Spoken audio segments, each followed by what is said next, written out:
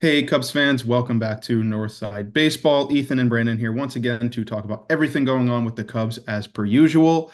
It's September. It's the final month of the season. We have finally gotten here. It's been a bit of a slog recently. Obviously, start of the season was really great. Last couple weeks or so have been a little iffy, but Cubs have started September out hot. They've won the first two games against the Braves, going for the sweep tonight at the time of this recording. So all seems to be well in Cubby land, but obviously there was a lot of moves that were made prior to this series against the Braves and prior to the calendar flipping to September.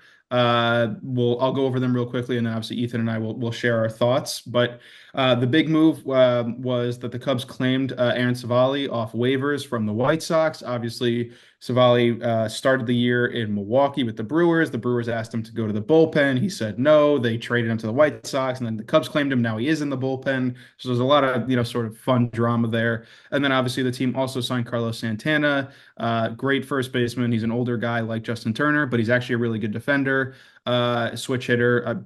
We know baseball fans know him well. He was on the Guardians when they faced the Cubs in the World Series in 2016. He's a very good player. He's a good addition to the team, as a veteran guy on the bench.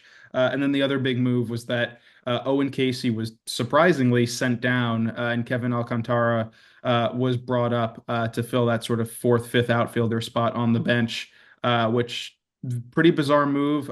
Again, we'll share our thoughts, but overall, Ethan, what do you think about the Cubs maneuvering, prior to the last month of the season? Again, I will say that there are some surprising moves on here. There's some not surprising moves on here. I'll go over them very quickly. I think the not so surprising one is the acquisition of Carlos Santana. I want to go over that very quickly. This is the Cubs playing it safe at the end of the day. We have Michael Bush already. We have very good veteran players. But as we are very aware, we are very injury prone at this point. I'd like to take an insurance policy out, and I think on the Cubs, and I think that the Cubs upper management would like to at this point too, which is why we got Carlos Santana. And again, like you said, he's a very good player. He's a veteran at this point. Yeah, he's a little bit older, but he's still very skilled. So I'm very happy about that. I'm really surprised that we sent Owen Casey out of the major leagues for now. I think he was performing very well. But I will say for Kevin Alcantara, we spoke about him a lot last year in 2024 about how eventually he was going to make it up to the major leagues, and he was a really interesting prospect. Maybe the front office sees something that we don't, and maybe he is outperforming Owen Casey. I always say only time will tell. Maybe again, it just seems like such a head scratcher of Owen Casey was doing so well. Mhm. I just feel so confused.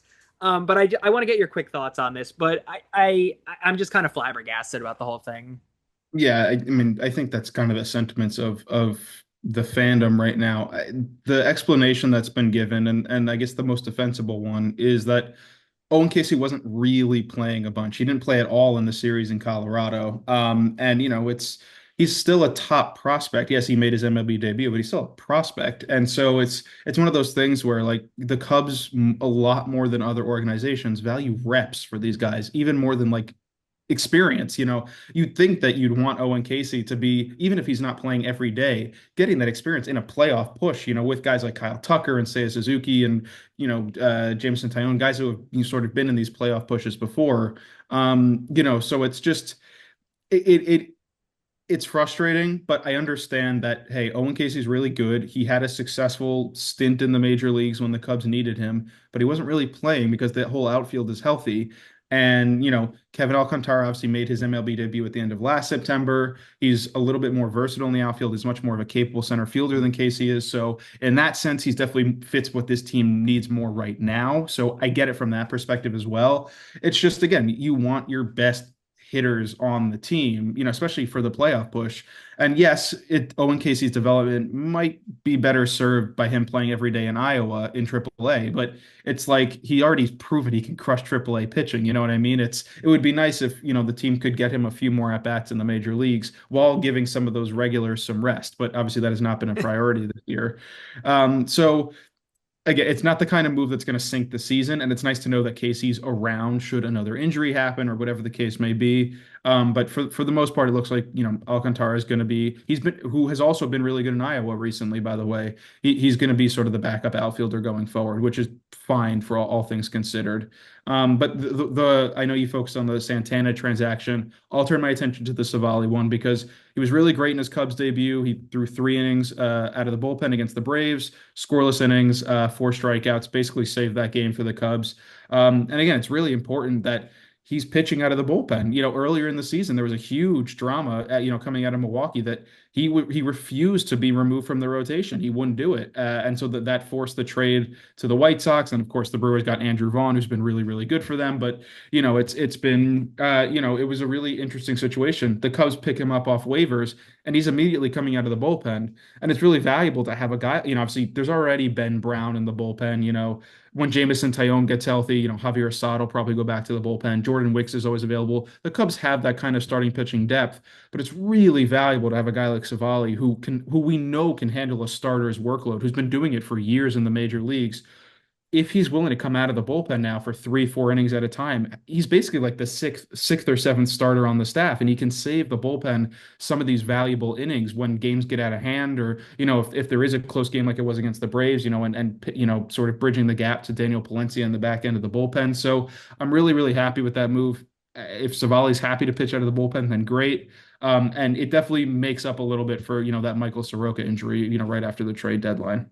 Yeah, I'd have to agree with that. I mean, again, if you really think about the pitchers of the Cubs, I think what the front office really thinks about is, again, our farm system at the end of the mostly our farm system, I would say, where it's, look, we'll either take minor leaguers or we'll go overseas like our boy Shota Imanaga. But to get somebody who is a veteran from multiple teams, if you look at his MLB page, he's bounced around quite a bit to many Yeah. different teams, which isn't a bad thing at the end of the day. That it either could mean that he's difficult, or I don't want to say he's difficult, but he's difficult, or maybe he's a very sought after player. There's a million different roads you can go down on why he's been to so many teams. I think that this is a great pickup for the Cubs, especially so near to the Yeah. playoffs, and considering that we haven't clinched a real big playoff win in quite some time. Mhm. So I think this is not only us playing it safe, but us playing it smart. But as always, we'd love to hear your comments and thoughts about how these transactions will go in the future. Again, as I always say, only time will tell, but I think these are great moves by the front office for Chicago. But let us know what you think in the comment section below.